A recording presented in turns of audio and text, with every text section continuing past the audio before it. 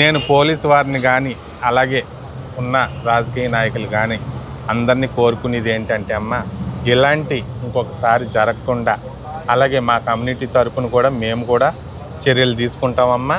ఫ్యూచర్లో ఇలాంటివి ఇంకొకసారి జరగకుండా అలాగే ఆ కుటుంబానికి సానుభూతి తెలియజేస్తున్నాము.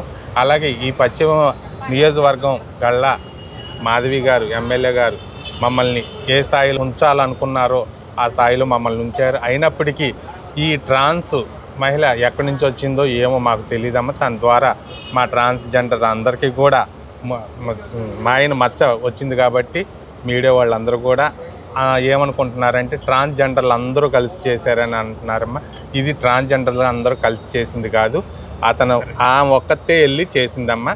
అలాగే ఎవరైతే మా యూనిటీ నుంచి తప్పుకుని ఇండివిజువల్గా ఉంటున్నారో వాళ్ళందరి మీద కూడా ప్రభుత్వం ఏదైతే పోలీసు వారు ఉన్నారో వాళ్ళు కూడా చర్యలు తీసుకోవాలమ్మా. మా కమ్యూనిటీ అందరి తరపున, మా గుంటూరు ట్రాన్స్జెండర్ అందరి తరపున, అలాగే ఆంధ్రప్రదేశ్లో ఉన్న ట్రాన్స్జెండర్లు అందరి తరపున కూడా మేము మీకు క్షమాపణ చెప్పుకుంటున్నామమ్మా.